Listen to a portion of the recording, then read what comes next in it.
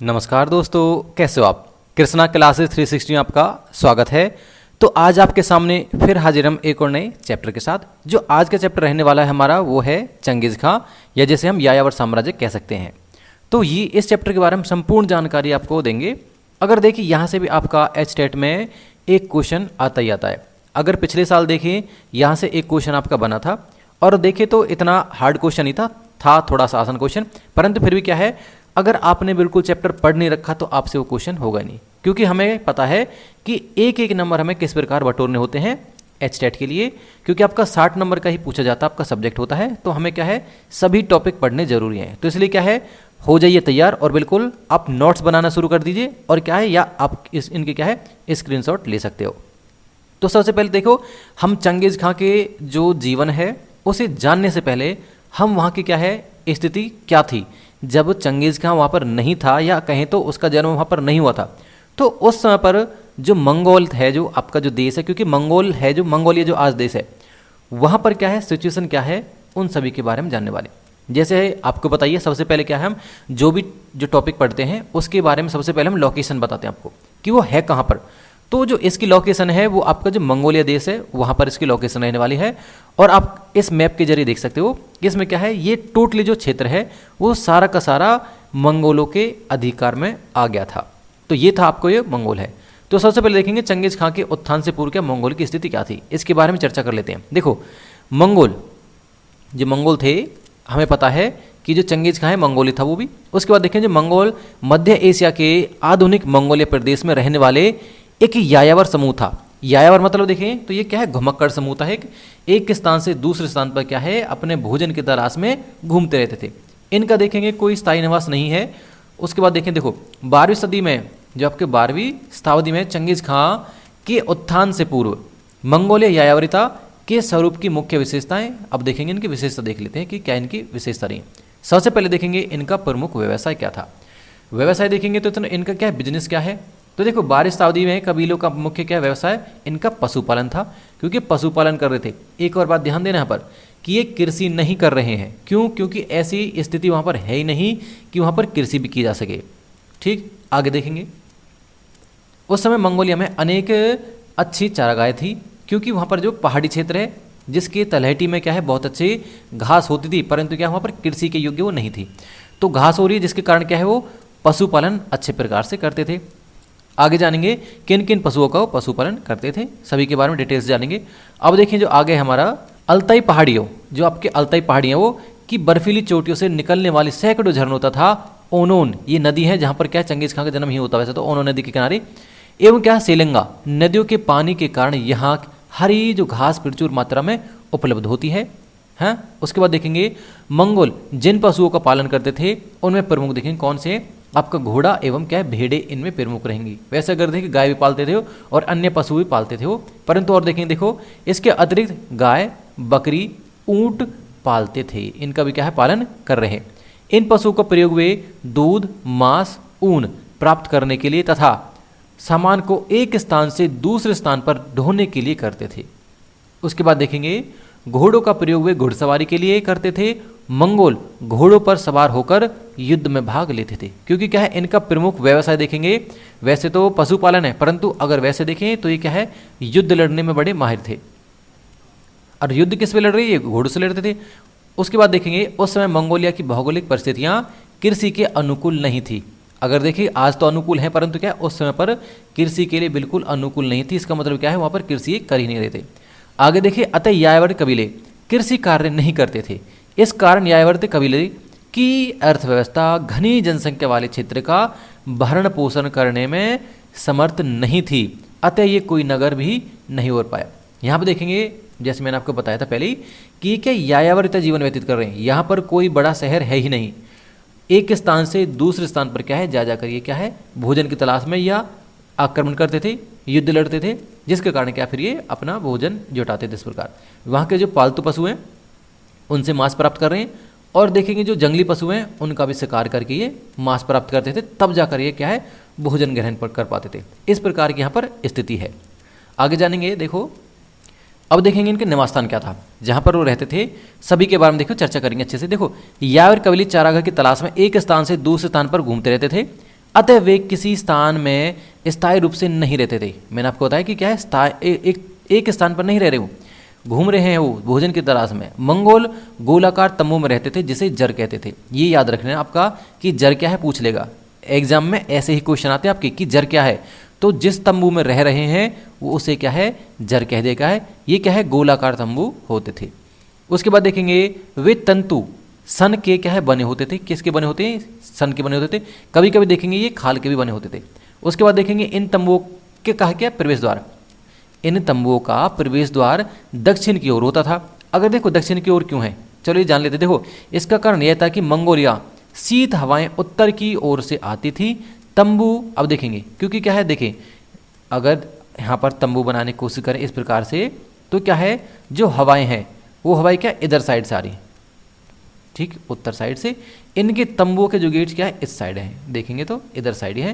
क्योंकि क्या है अगर उस साइड गेट करेंगे, उत्तर साइड ही गेट करेंगे इसका, तो क्या है हवाएं डायरेक्ट सीधी इसमें घुसेंगी तंबू में, जिसके कारण क्या सर्दी उन्हें लगेगी। तो ऐसे करके क्या है इस साइड गेट रख रहे हो, दक्षिण साइड।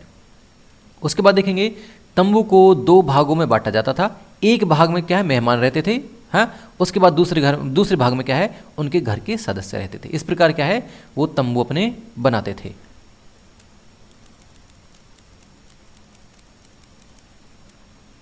अब देखेंगे समाज, उस समय का समाज किस प्रकार का था इसके बारे में चर्चा कर लेते। देखो यायावरी समाज की मूल इकाई परिवार थी। वैसे अगर देखें मूल इकाई सभी के समाज में परिवार ही है। उस समय परिवार क्या है, पितृपक्षीय था। यहाँ पर पितृपक्षीय परिवार है। परिवार का सबसे बुजुर्ग व्यक्ति देखभाल करता था। अगर देखें घर का जो सबसे बड़ा या बुजुर्ग होता था वही घर का मुखिया है। यहाँ पर धनी परिवार बहुत विशाल होते थे।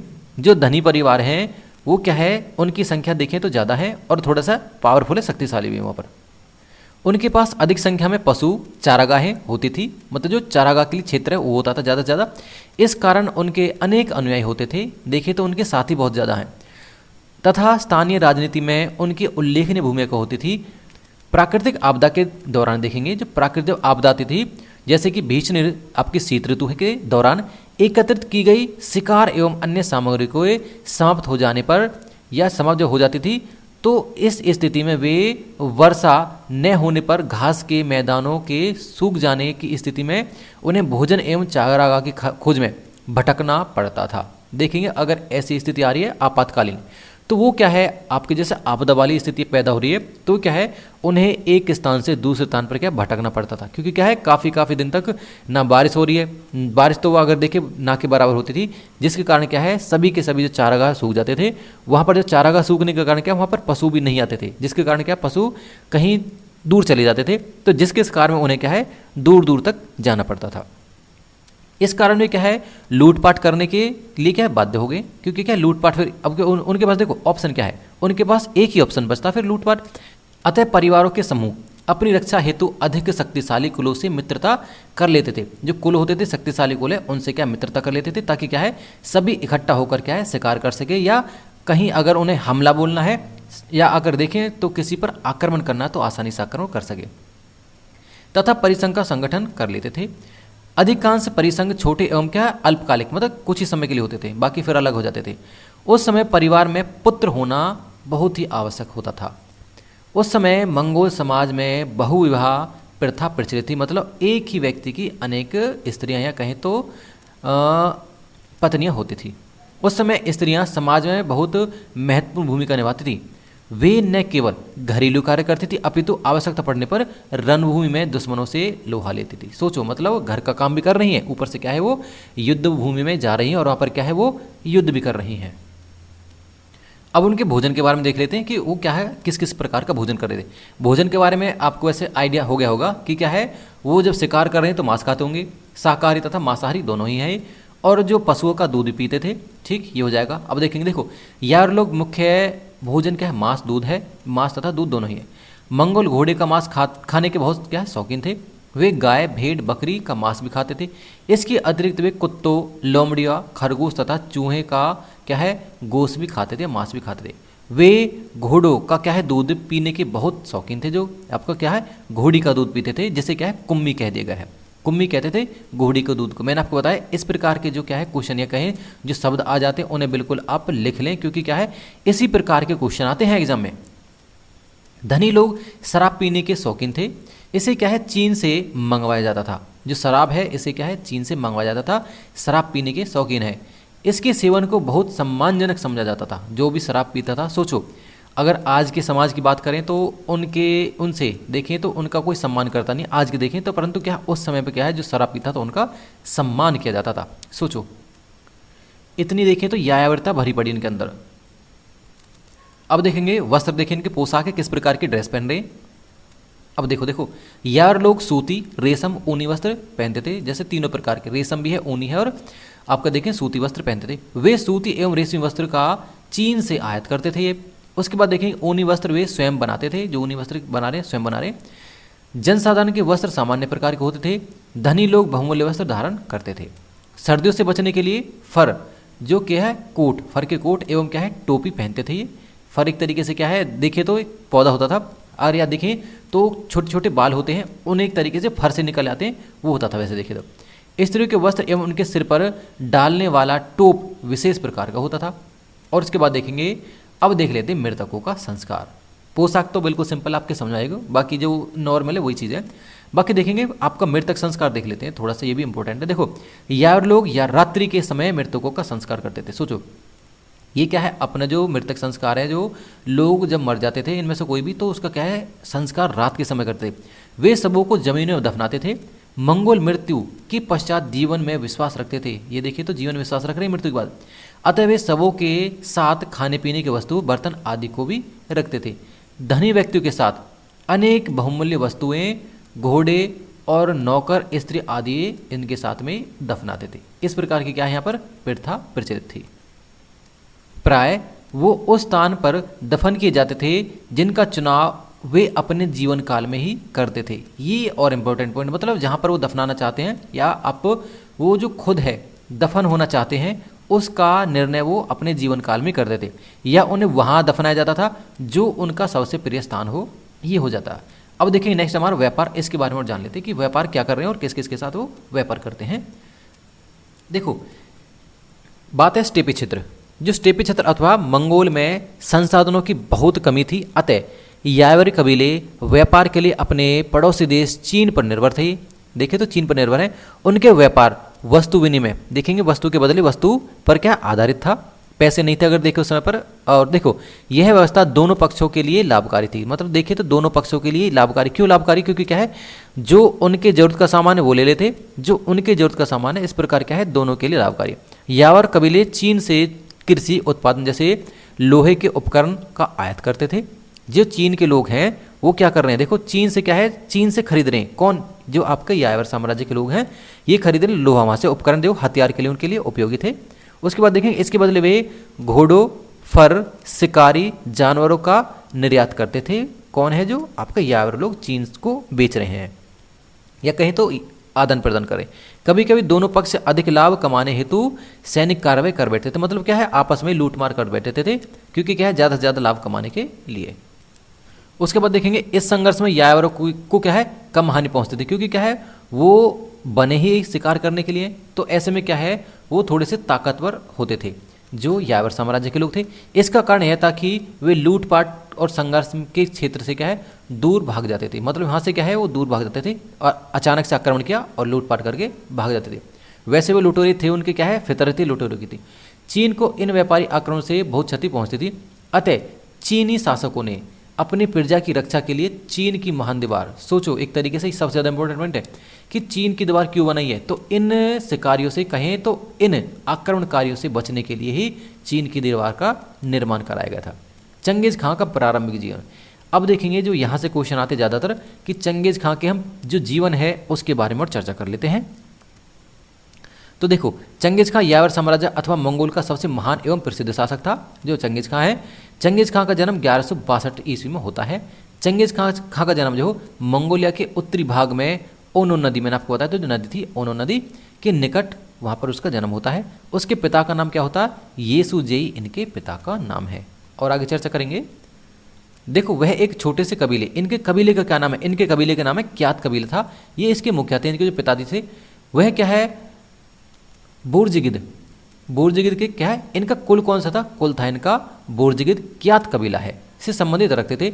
चंगेज खां की माता का नाम ओलोन एके था। इनकी ये भी याद रखें कि इनकी माता कौन है, ओलोन एके, और इनकी पत्नी होती है बोरट्टो या बोर्टे इनकी पत्नी होती है।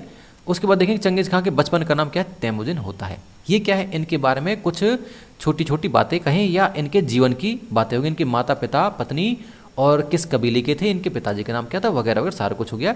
यहाँ से क्या है, ऐसे क्वेश्चन छोटे छोटे पूछ लिए जाते हैं। उसके बाद देखेंगे तैमुजिन की जो कठिनाई होती हैं, इसके देखो अब कहानी सी है, उनके जीवन के बारे में चर्चा करेंगे और आप बस ये क्या है सुनते जाना, बस बिल्कुल सिंपल कहानी है। देखो तैमुजिन की अल्पायु में उसके पिता येसुजई धोखे से ततार कबीले द्वारा मार दिए जाते हैं। जो येसुजई थे इनके पिताजी हैं, इनकी क्या है धोखे से हत्या कर दी जाती है ततार जो कबीला होता है उसके द्वारा। येसुजई की हत्या का समाचार सुनकर तैमुजिन की माँ ओनोन एके पर क्या है दुखों का पहाड़ टूट पड़ा है। उसे समझ नहीं आ रहा था कि वह अपने 5 बालकों को लेकर या 5 बच्चों को लेकर कहाँ जाए। कियात कबीले के लोग तैमुजिन को अपना मुखिया स्वीकार नहीं करना चाहते थे। जो तैमुजिन है उसको अपना मुखिया स्वीकार नहीं करना, क्यों, क्योंकि वह अभी बच्चा ही था। अब देखेंगे इस संकट के समय ओलोन एके ने अपना धैर्य रखा या धैर्य नहीं खोया। वह शिकार एवं जंगली फल खाकर अपने बच्चों का गुजारा करती रही। इस प्रकार क्या है उसका जीवन व्यतीत हुआ है, उनकी माता का और चंगेज खां तथा उनके 4 भाइयों का, टोटल 5 भाई थे वो।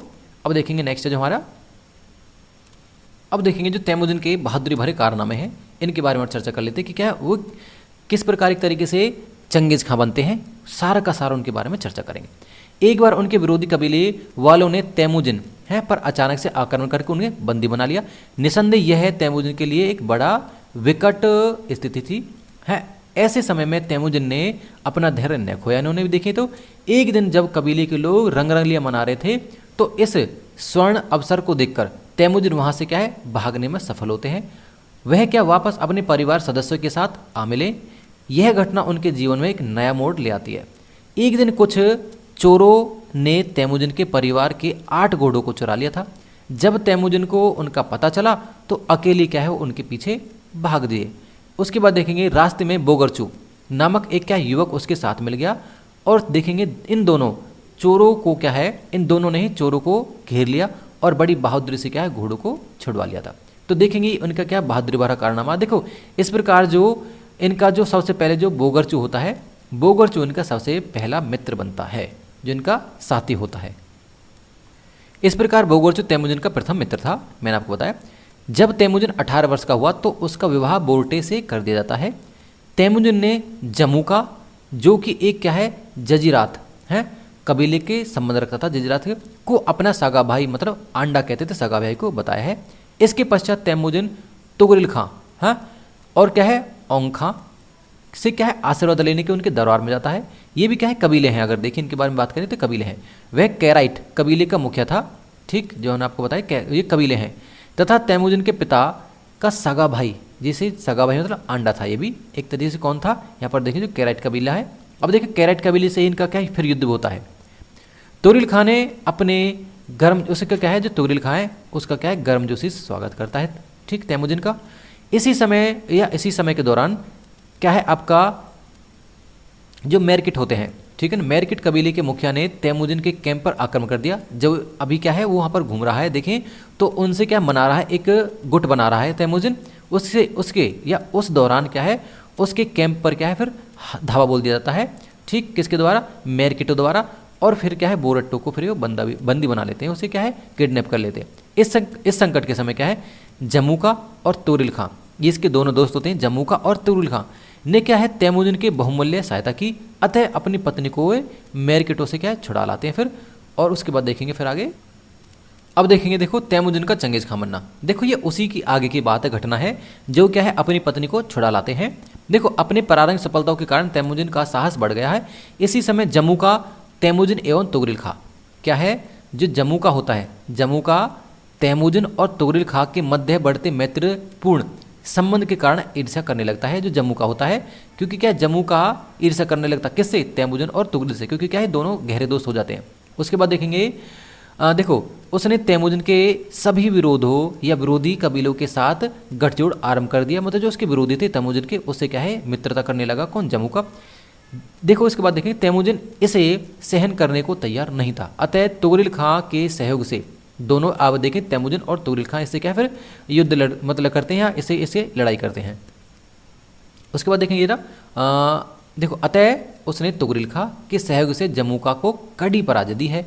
निसंदेह यह तैमूरन की एक महान सफलता थी, ये भी देखिए तो। उसके बाद देखें इसके पश्चात तैमूरन ने शक्तिशाली ततार, नेमन और क्या कैराइट कबीलों को भी पराजित करता है। उसके बाद देखेंगे स्वयं तुगरिल खां जो बाद में तैमूरन का शत्रु बन जाता है। अब देखेंगे यहाँ पर जो तुगरिल खां होता है ये रहा उसका दोस्त है जो, ये भी क्या है इसका शत्रु बन जाता है बाद में, और ये उसे भी क्या है तैमूरन हरा देता। इस प्रकार देखें तो तैमूरन यहाँ पर यह चंगेज खां है, इसी का नाम है तैमूरन। तो संपूर्ण देखें तो उस समय की स्थिति को देखें तो यहाँ पर क्या है एक शक्तिशाली या पावरफुल लीडर बनकर उभरता है। देखो उसके बाद देखेंगे इसी कारण तैमूरन स्टेपी क्षेत्र राजनीति में सबसे प्रभावशाली व्यक्ति उभरता है।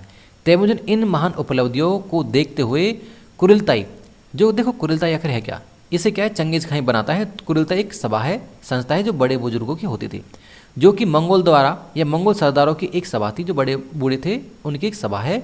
ये क्या है 1206 में उसे क्या चंगेज खां या क्या है देखेंगे जो 1206 में है, ये जो आपकी कुरिलताई है ये ही चंगेज खां जो आपका चंगेज खां की उपाधि देता किसे या देती है, ये संस्था है जो किसे देती है चंगेज खां को। या देखें तो आपका तैमूरन है, तैमूरन को चंगेज खां की या सार्वभौमिक शासक की उपाधि देती है। ये याद रखें आपका, ये क्या है यहाँ तक चंगेज खां के इंपॉर्टेंट पॉइंट हो जाएंगे किस प्रकार क्या है चंगेज खां बनता है, ये हमने देख लिया है। अब देखेंगे उसके बाद देखो आगे चर्चा करते हैं। अगर देखें चंगेज खां की विजय की बात करें, अब देखें मैंने आपको शुरू में स्टार्टिंग में एक मैप दिखाया था, वो जितने भी क्षेत्र हैं सभी के बारे में या कहें तो सभी पर चंगेज खां विजय प्राप्त करता है। अगर थोड़ा सा चर्चा करें जैसे निसापुर है, चीन है, इन सभी क्षेत्रों पर देखें तो चंगेज खां कब्जा कर लेता है। अब देखेंगे सैनिक प्रशासन वहाँ का कैसा था। जो सैनिक प्रशासन है देखो, अगर देखें सैनिक प्रशासन से पिछली बार क्वेश्चन आया था, हम आपको शो करा चुके हैं वैसे। देखो अब देखेंगे भर्ती किस प्रकार की होती थी चंगेज खां की सेना में। चंगेज खां के समय सभी स्वस्थ व्यक्तियों के लिए सेना में भर्ती होना अनिवार्य था। जो भी स्वस्थ व्यक्ति सभी क्या है व्यक्ति सेना में भर्ती होना उनका अनिवार्य है। केवल यहाँ से देखें पुरोहित, डॉक्टर, विद्वानों को इसके लिए थोड़ी सी छूट थी, मतलब ये सेना भर्ती अगर चाहते तो हो भी सके, ना तो ना भी हो सकते थे। अधिकारियों की भर्ती का कार्य केवल चंगेज खां के हाथों में होता था। प्राय ऊंचे और क्या है बहुत विश्वसनीय अधिकारियों के पुत्रों को ही अफसर का पद या अफसर पर या पदों पर नियुक्त किया जाता था। मतलब एक अफसर के अधिक या बेटे ही अफसर बन सकते थे, ऐसा है क्योंकि क्या है वो उसके सबसे ज़्यादा विश्वसनीय होते थे इसके कारण।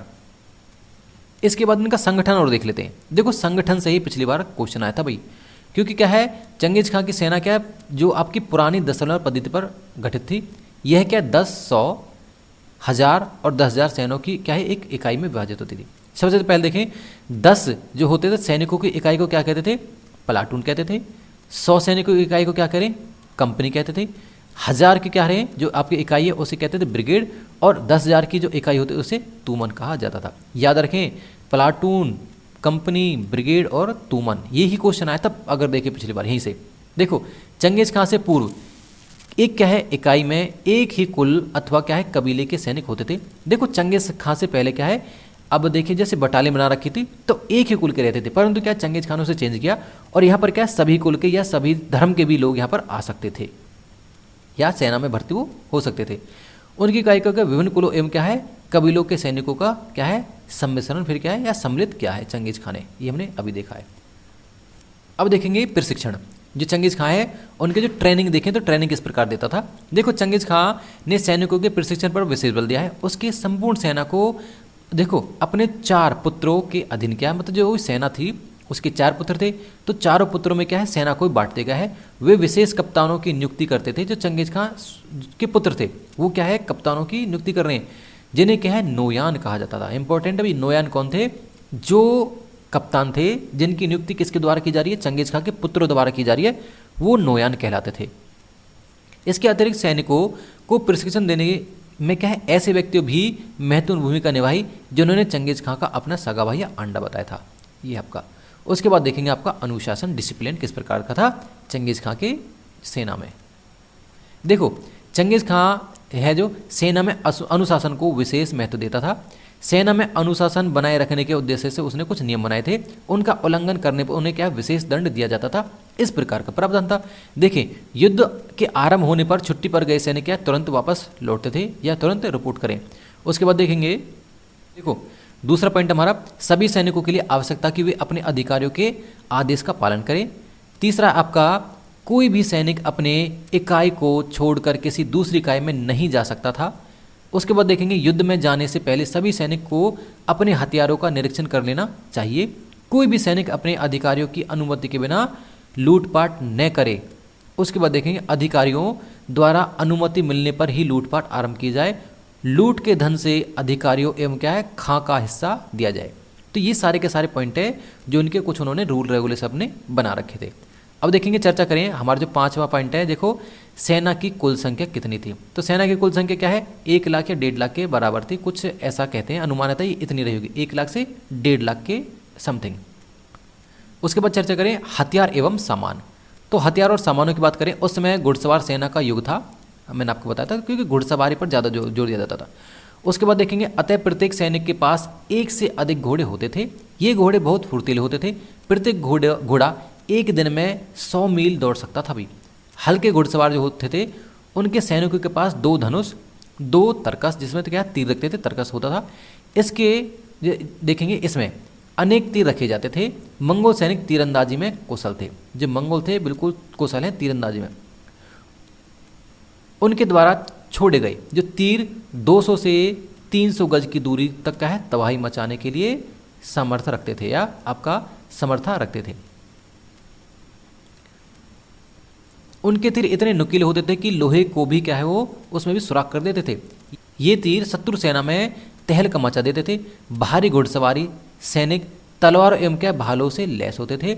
मंगोल सैनिक उन्हें क्या है चलने में क्या है बहुत दक्ष थे। जो आपका जो मंगोल सेना है, मंगोल सेना उन्हें चलाने में दक्ष थे।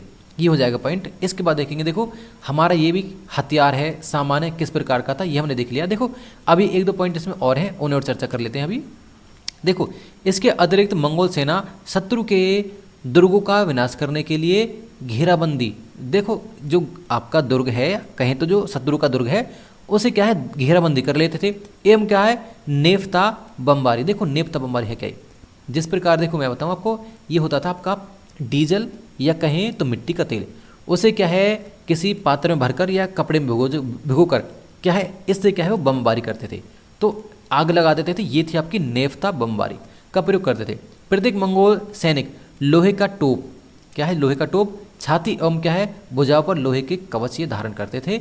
उसके बाद देखें वे चमड़े के भारी बूट पहनते थे, मतलब जूते पहन रहे हैं चमड़े के। वे सर्दियों में फर का टोप और क्या है फर का क्या टोप पहनते थे, दोबारा गया सॉरी, फर का ये सर्दी में टोप पहन रहे। प्रत्येक सैनिक के पास चमड़े का बैग होता था, इसमें कुछ खाने पीने का सामान होता था, वस्त्र एवं क्या हथियार आदि इसमें होते थे।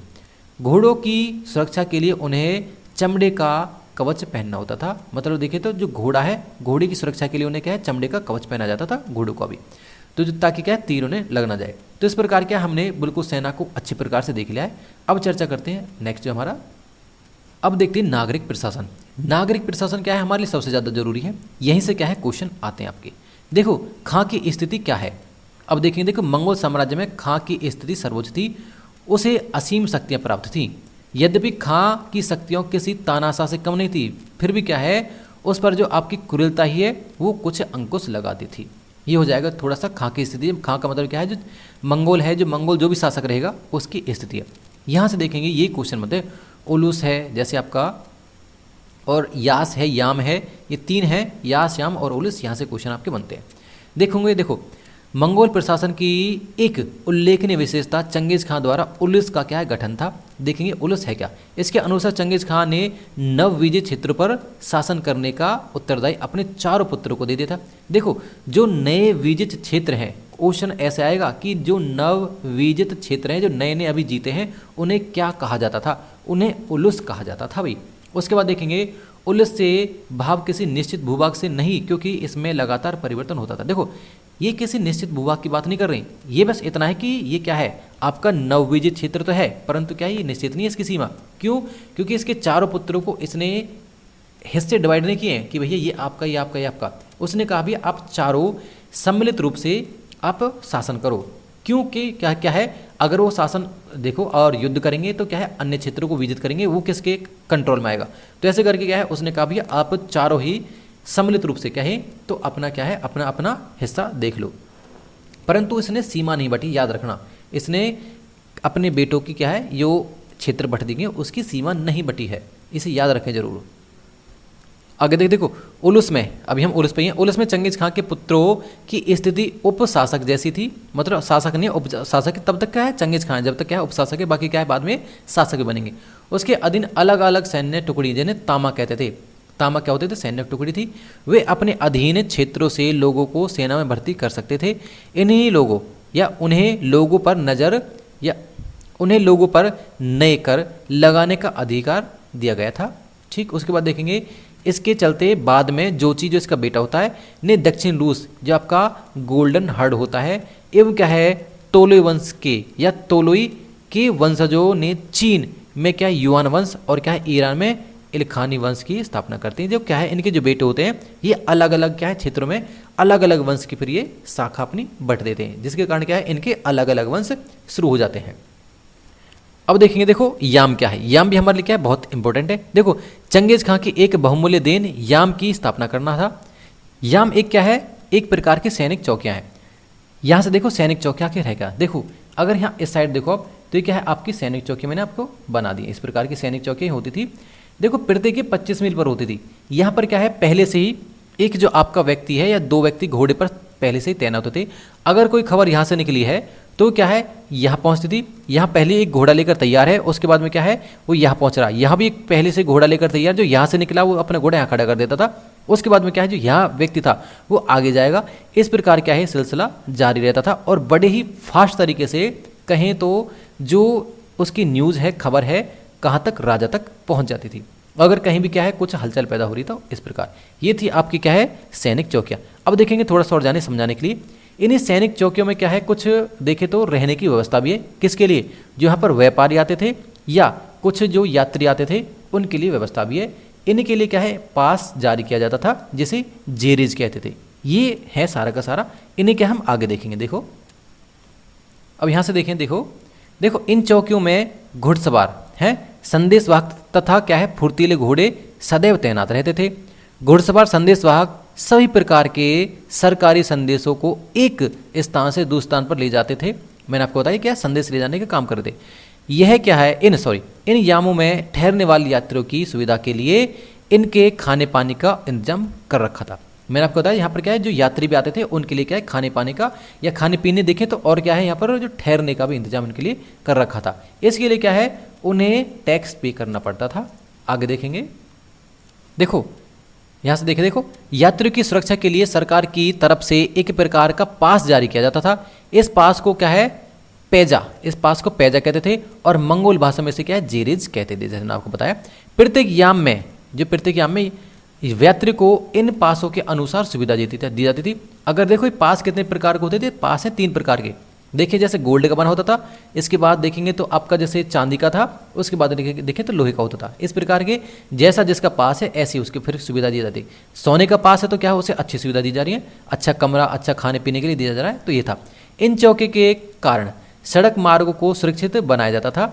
इस सुविधा देखो अब सीधी बात है ये सुरक्षित तो रहेंगी, जो चौकियाँ रहेंगी हर 25 मील पर, तो क्या है जो आक्रमणकारी है या देखें तो जो लुटेरे उनका डर भी कम हो जाएगा। इन सुविधा के लिए व्यापारी सरकार को क्या है बाजनामा कर देते थे। इसके बाद देखेंगे इन व्यवस्था को या इस व्यवस्था को बनाए रखने के लिए मंगोल सरकार को अपने पशुओं का 10वां हिस्सा देना पड़ता था। देखो अगर देखिए जो वहाँ के स्थानीय निवासी हैं उसे भी क्या है उन्हें भी इस व्यवस्था को चलाने रखने के लिए क्या है 10वां भाग देना पड़ता था अपने पशुओं का, जिसे क्या कहते थे, जिसे कुबकुर कहते थे। इन संस्था को इस संस्था का जो उद्देश्य क्या है मंगोल साम्राज्य के दूरस्थ स्थानों पर नियंत्रण रखने एवं क्या संपूर्ण साम्राज्य की महत्वपूर्ण घटनाओं की जानकारी प्राप्त करना था। कि क्या है जल्दी से जल्दी क्या है जहाँ पर भी कोई घटना हो रही है उन्हें किसी प्रकार ज़्यादा से ज़्यादा तेज़ी से पहुँचाया जा सके, वो घटनाएं की जो खबर है जल्दी से जल्दी पहुँच सके। ये इनका क्या उद्देश्य था। अब देखेंगे यास क्या है। मैंने आपको बताया एक याम है और एक यास है।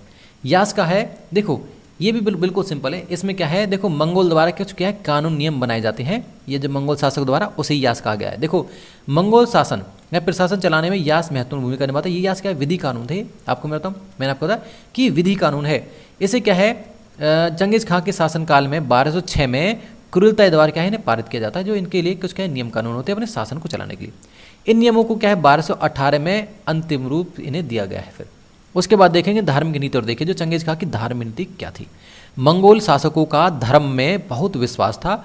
वे मुख्य रूप से तेंगरी है भाव या कहें तो सूर्य देवता की उपासना करते थे। वे क्या है इसे सर्वशक्तिमान मानते थे सूर्य को, देखिए तेंगरी को। वे इसे प्रसन्न करने के लिए जानवरों की क्या है बलि देते थे, और देखेंगे घोड़े की और क्या है अन्य जानवरों की क्या है बलि देते थे। उसके बाद देखेंगे ये पवित्र धार्मिक लोग, इन्हें क्या है सामन कहते थे। कुछ पवित्र धार्मिक लोग हैं जिन्हें सामन कहते थे, कहा जाता था। विशेष क्या इन्हें सम्मान दिया जाता था। देखो कुछ धार्मिक लोग जो टोना टोटका वगैरह कर रहे हैं, इस प्रकार के लोग हैं, क्योंकि क्या वहाँ पर अंधविश्वास ज़्यादा है, इसलिए क्या है उन्हें सामन कहते थे, इस प्रकार के लोगों को। अगर देखिए यहाँ पर क्या है हमारे चंगेज़ खां के जितने भी पॉइंट हमने सारे के सारे इंपॉर्टेंट है और कवर कर लिए हैं। अब क्या है देखो, जैसे हमने आपको बताया था कल कि हम अपना नेक्स्ट जो चैप्टर करेंगे वो यूरोप में साम्राज्यवाद, या कहीं तो यूरोप में सामंतवाद, यूरोप में सामंतवाद का था। परंतु क्या है मुझे लगा कि पहले चंगेज़ खां का टॉपिक करा देना चाहिए, क्योंकि क्या है ये उससे पहले आता है। अगर समय के अनुसार देखें, कालखंड के अनुसार देखें तो बराबर है दोनों, पर फिर भी क्या है ये टॉपिक थोड़ा सा अलग बैठता था, तो इसलिए मैंने क्या है सोचा कि इसे कर लेते हैं। क्योंकि फिर क्या है आपका जो 3 वर्ग वाला टॉपिक है, या कहें तो यूरोप में सामंतवाद है वो, और क्या है आपका जो नेक्स्ट टॉपिक है वो रहेगा जो पुनर्जागरण है। वो टॉपिक क्या है आपका दोनों कनेक्ट होते हैं, तो इसलिए क्या है उन दोनों टॉपिकों को अच्छे प्रकार से कवर करेंगे। उसके बाद में देखेंगे फिर हमारा इनका माया सभ्यता है और हैजटैग है, उनके बारे में चर्चा करेंगे। फिर क्या है हम आगे देखेंगे। तो इस प्रकार क्या है हम संपूर्ण विश्व इतिहास को अच्छे से कवर करेंगे। तो आई होप आपके क्या है ये वीडियो समझ में आया होगा और आपको पसंद आया होगा। अब मिलते हैं नेक्स्ट वीडियो में, अब तक के लिए धन्यवाद।